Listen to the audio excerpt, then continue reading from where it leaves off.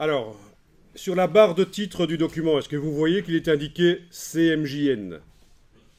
Cyan, magenta, jaune, noir. Il s'agit donc d'une image, un document Illustrator prévu pour l'impression chez un imprimeur.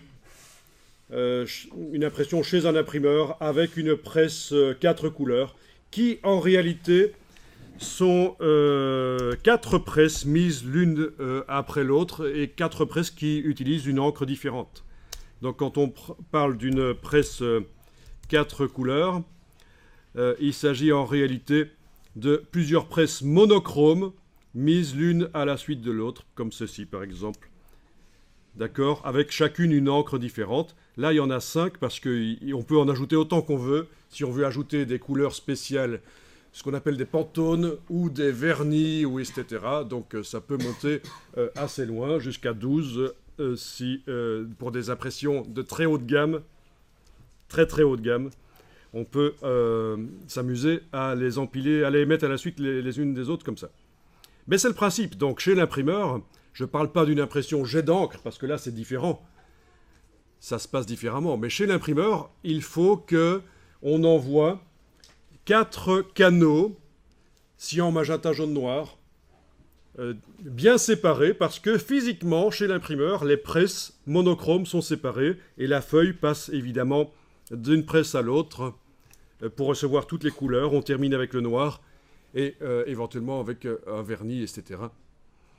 C'est le principe. Donc, il paraît logique, quand on fait des documents qui sont destinés à l'impression, de faire des documents CMJN. Sauf que ça fait 15 ans que Adobe préconise de ne plus travailler comme ça. Adobe préconise, tiens, vous faites un document qui va servir à l'impression, ben faites-le avec des canaux rouge-vert-bleu, des canaux de lumière rouge-vert-bleu, donc des documents RVB. Pourquoi ? Parce qu'il faut le plus tard possible faire ce qu'on appelle la séparation quadrille, la transformation du RVB en CMJN, donc en CMYK.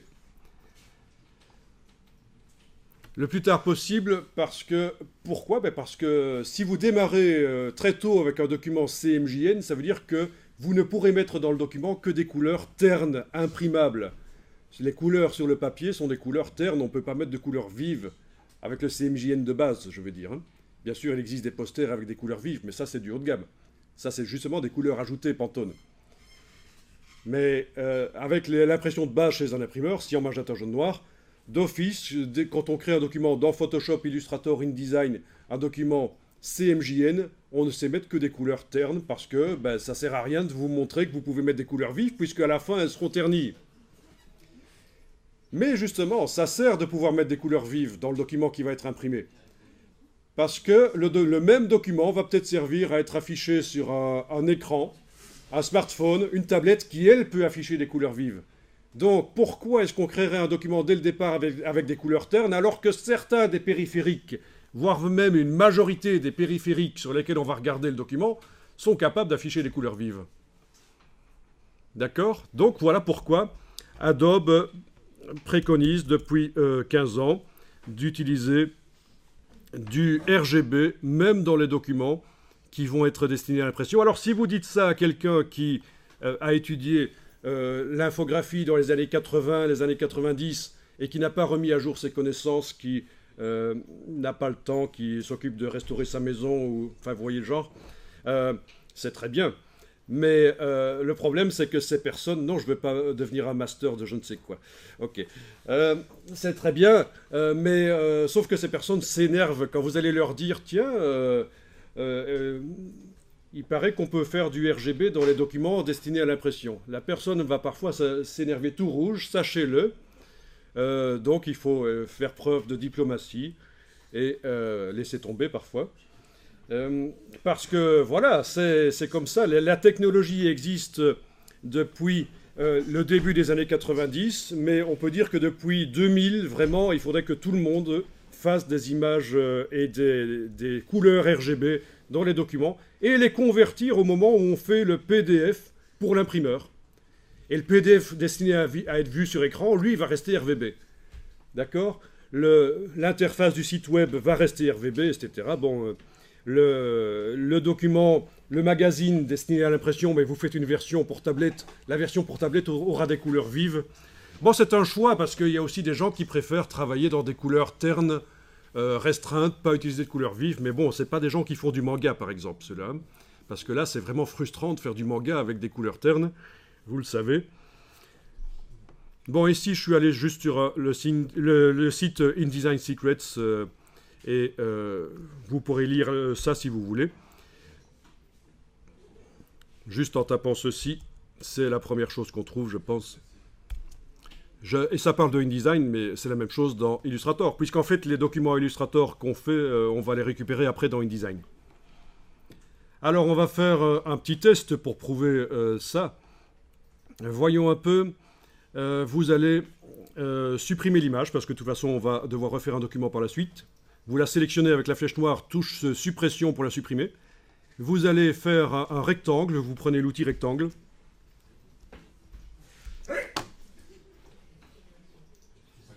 Voilà, je fais un rectangle ici. Il a un fond blanc et un contour noir, comme vous le voyez. Je vous rappelle que si vous avez la palette des outils en une colonne, c'est très mauvais. Mais faites-la passer en deux colonnes, parce que sinon vous n'allez pas voir ce qui se passe. Le fond doit être à l'avant-plan, pas le contour. Vous voyez que là, je peux mettre le contour à l'avant-plan pour modifier la couleur du contour, mais ça ne m'intéresse pas. Je mets le fond à l'avant-plan. Je veux modifier la couleur du fond. Ok, quand vous choisissez une couleur dans le nuancier, bien sûr, ça s'applique. Alors, ne faites pas à la manière Photoshop, double-cliquer sur l'échantillon. C'est extrêmement mauvais dans Illustrator et dans InDesign aussi. Il ne faut pas faire ça. Parce que c'est vrai que si on double-clique sur l'échantillon de couleur là, à la manière Photoshop, on peut aller choisir une couleur, mais elle ne fera pas partie du nuancier, et c'est un problème parce qu'il faut que ce soit des couleurs globales. Et qu'est-ce que c'est une couleur globale? Je vous expliquerai plus tard, c'est une couleur, quand on la modifie en fait dans le nuancier, ça modifie tous les objets qui utilisent cette couleur. Et si vous créez les couleurs en double-cliquant à la manière Photoshop sur l'échantillon ici, c'est pas bon, ce ne sont pas des couleurs globales. Bon, ceci dit, pour que ce soit des couleurs globales dans Illustrator, il faut faire une petite opération en plus, mais ça, c'est pour la suite, c'est plus tard. Ah, vous voyez les petites boules qui sont là? C'est les arrondis dynamiques, en fait. Les petites boules. Vous pouvez les bouger, si vous voulez, avec la flèche. D'accord? Vous voulez n'en bouger qu'une seule? Un seul coin? Eh bien, vous prenez la flèche blanche, vous cliquez à côté du rectangle. Vous englobez un des coins, il n'y a qu'une boule qui apparaît, et vous modifiez. Vous voulez que deux coins opposés se modifient? J'annule. Avec la touche majuscule, je vais sélectionner également celui-là. J'en modifie un des deux. Les deux se modifient. Bon, ça c'est juste pour expliquer ce que sont les boules. C'est une nouveauté dans Illustrator. Au fur et à mesure de l'évolution de Illustrator, ils ont ajouté des choses qui permettent de faire des coins arrondis dynamiques. Et ça, c'est la dernière évolution. Dynamique, ça veut dire quoi? Est-ce que ça veut dire que c'est pour faire des illustrations de discothèque, ça va bouger? Pas du tout. Dynamique, ça veut dire que c'est modifiable. Ça reste modifiable. Ok, mais ça c'est hors sujet. Hein. C'est juste parce qu'on voit les petites boules et je sais que vous allez vous demander qu'est-ce que c'est ces boules. Ok, mais on peut d'ailleurs ne plus les voir. Affichage, widget masquer l'angle. Les boules ne sont plus visibles. Voilà. Si ça vous gêne, c'est vrai que voir des boules, c'est gênant. Non, je rigole. Donc je pense que c'est depuis la version 2014 qui a ces angles dynamiques, mais le Wikipédia en anglais sur Illustrator donne une liste de toutes les nouveautés ajoutées à Illustrator et quand elles sont apparues. Donc ça, il suffirait d'aller voir sur Wikipédia pour le savoir. Bon, il n'y a que des couleurs ternes dans le nuancier pour l'instant. Il n'y a que des couleurs ternes parce qu'elles sont toutes CMJN. Forcément, c'est un document impression et c'est un nuancier CMJN. Quand on survole, les infobules vous disent qu'il s'agit de couleurs CMJN. Ok. Alors, on va créer une couleur vive. Parce qu'on peut, c'est comme dans InDesign, on peut mettre des couleurs RGB et des couleurs CMJN dans le même document. Par contre, là, je vais faire un autre rectangle en dessous pour comparer. Voilà, je trace un nouveau rectangle. Et je vais maintenant, dans le menu de la palette nuancier, créer une nouvelle nuance. Ici, je vais indiquer que je vais faire une couleur RVB. Et je vais faire une couleur très vive, c'est-à-dire, par exemple, en mettant 2 curseurs au minimum et un troisième au maximum. Et vous devriez voir que là, c'est une couleur très vive, vert vif dans mon cas. Ok. Et voilà, le vert vif est arrivé, il est là. Bon, je vais en faire une autre. Hein. Nouvelle nuance, RVB. Je vais faire du cyan cette fois-ci. Bon, c'est vrai qu'on peut augmenter 2 curseurs si on veut. Et avec... voilà, 2 curseurs et le troisième pas augmenté. Bon, ben, c'est du cyan. C'est du mélange de lumière. Quand on mélange de lumière verte et bleue, ça fait du cyan. Bon, parce qu'on a mélangé des ondes moyennes et des ondes courtes, et ça fait des ondes moyennes courtes, et c'est perçu comme étant du cyan. Bon, ben ça, je ne vais pas m'étendre là-dessus. Voilà, j'ai une couleur bien vive, je clique sur OK, et elle est là. Et vous devriez remarquer qu'elle est terne, parce que je suis dans un document CMJN, et d'office, quand je crée une couleur RVB, elle est rabattue, elle se ternit, pour ne pas avoir de mauvaises surprises dans l'impression. C'est ça aussi. C'est pour ça qu'il y a certaines personnes qui, malgré qu'Adobe préconise de travailler en RVB, se disent « je vais malgré tout travailler en CMJN » parce qu'au moins je suis certain que l'impression, ce sera bon. Et c'est vrai que les couleurs seront ternes sur la tablette, sur le smartphone, etc. Mais si on ne fait pas des trucs manga ou des trucs qui nécessitent des couleurs vives, pourquoi pas? Je déconseille ça, mais pourquoi pas? Alors ici... Donc, je vais dans le menu Fichier, mode colorimétrique du document, et je vais demander couleur RVB. Vous allez regarder sur la barre de titre du document, le CMJN va se transformer en RVB. Voilà, on est en RVB. Ça veut dire quoi? Ça ne veut pas dire que les couleurs CMJN du document se transforment en RVB, ça veut dire qu'on visualise le document à travers, comme si on le voyait sur un périphérique RVB, alors que juste avant, on le visualisait tel qu'on le voyait sur un périphérique d'impression offset chez l'imprimeur. Et donc, maintenant, je vais faire un nouveau rectangle. Je vais créer une nouvelle couleur, nouvelle nuance de type RVB. Voilà. Rose vif comme ça, par exemple, en mettant le rouge et le bleu à fond et le vert au minimum. C'est pour la démonstration. Évidemment, je vais dans l'extrême. Je clique sur OK.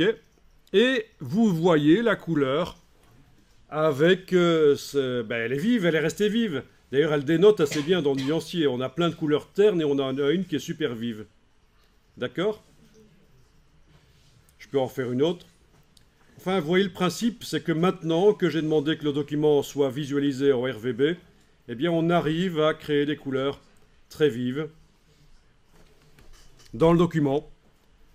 Donc là, il y en a qui se rendent compte que ça fait peut-être des années qu'ils travaillent dans Illustrator, qu'ils essayent d'avoir des couleurs vives, et cette saleté de logiciel ne leur permet pas de faire des couleurs vives. Eh bien, il suffit de connaître les astuces, en fait, de comprendre ça.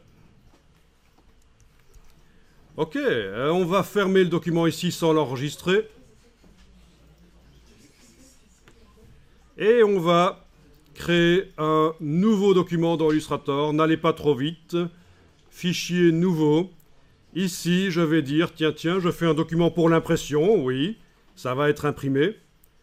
Ça va être de l'A4, ok. Je vais le mettre en horizontal, tiens, cette fois-ci. A4 horizontal.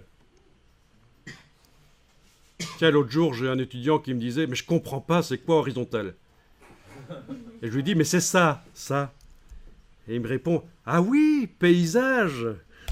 Ok, bon, ça c'est juste pour la petite anecdote parce qu'il y a parfois des choses bizarres. Ok, alors c'est pas tout. Non, je clique pas sur OK, je déploie les paramètres avancés ici. Et dans les paramètres avancés, je vais dire « Tiens, le document va être visualisé en RVB. » Attention, vous allez voir que déjà maintenant, on est en personnalisé parce que j'ai déjà changé le format. Mais là, quand je passe en RVB, j'ai en plus un petit truc là qui me dit « Ah, t'es en train de faire un truc, il faut pas. Tu ne dois pas faire ça. » Non, ça ne veut pas du tout dire ça. Ça veut juste dire que sur ce paramètre-là, on s'est éloigné de la description impression qui était CMJN. Voilà. Mais vous pouvez tout à fait faire ça, vous devez faire ça, c'est mieux, c'est préconisé par Adobe. Donc, on clique sur OK, on a un document qui est directement RVB. Étant donné que j'ai récupéré le nuancier dans le document de base impression, il est CMJN, mais dès que je crée des couleurs, elles seront RVB et vives. On est en train de visualiser en RVB. Bon, ceci dit, on a aussi tout un nuancier RVB qui est disponible et qui arrive quand on crée des documents pour le web. On va les chercher. Dans le bas à gauche du nuancier, vous avez la bibliothèque. Vous descendez jusque-là, jusque nuancier par défaut, et vous allez chercher le nuancier RVB de base. Il s'ouvre à côté du nuancier du document. Il n'est pas modifiable, mais dès que vous choisissez une couleur vive, elle est vue vive et elle est ajoutée au nuancier. Non, elle n'est pas ajoutée au nuancier ici. Ok, il faudra l'ajouter manuellement si on veut. En déplaçant l'échantillon de la palette des outils et en le mettant dans le nuancier. D'accord? Ça fonctionne un peu différemment de InDesign. En déplaçant l'échantillon là, par clic et glisser, vous le mettez dans le nuancier du document si vous voulez. Donc c'est des couleurs qui sont censées, pas toutes, mais c'est des couleurs qui sont censées être plus vives que celles qu'on a en CMJN. Pourquoi est-ce que les couleurs sont ternes en CMJN? Ben parce que quand on essaye de faire des couleurs secondaires, du vert par exemple, on doit superposer du cyan et du jaune, et on perd de la luminosité. Quand on veut faire de l'orangé, on doit superposer du rouge et du jaune, on perd de la luminosité, donc c'est pour ça aussi qu'on n'a pas de couleurs bien vives en CMJN. C'est une question physique, c'est les encres, c'est la lumière. Bon, il y a des gens qui travaillent en CMJN et ils détestent le RVB. Ils comprennent juste pas que quand ils photographient ou qu'ils scannent, ça scanne en RVB et que dès le départ, ils choisissent de convertir en CMJN. Il vaut mieux convertir le plus tard possible, comme on a vu, à l'exportation du PDF pour l'impression, pour l'imprimeur. Alors, si votre impression elle est jet d'encre, vous avez intérêt à faire du RVB absolument parce que l'imprimante jet d'encre est plus performante que l'imprimante, que la presse de l'imprimeur. Elle peut imprimer des couleurs vives. Et si vous envoyez du CMJN à votre imprimante jet d'encre, elle va sortir des couleurs ternes. Alors qu'elle est capable de faire plus. Elle est capable d'imprimer des couleurs vives. Donc il vaut mieux envoyer l'image RVB à l'imprimante. C'est le driver de l'imprimante qui va faire la conversion CMJN. Et vous allez avoir des couleurs vives. Évidemment, il faut faire une séparation parce qu'il y a vraiment 4 encres cyan, magenta, jaune, noir dans l'imprimante. Parfois, il y en a quand même plus. Vous avez des imprimantes avec plus de couleurs. Du orangé et du vert, ça existe. Des imprimantes 6 couleurs. Alors, je ne vais pas m'étendre sur les imprimantes ici, sur les caractéristiques, la manière dont ça fonctionne, les DPI, le fait qu'il y a parfois des couleurs cyan clair, magenta clair, etc. Noir profond. Bon, tout ça devient très compliqué et c'est un peu hors propos pour un démarrage dans Illustrator. Avez-vous des questions? Ok, donc on va maintenant passer à la partie la plus importante du cours, c'est la pause.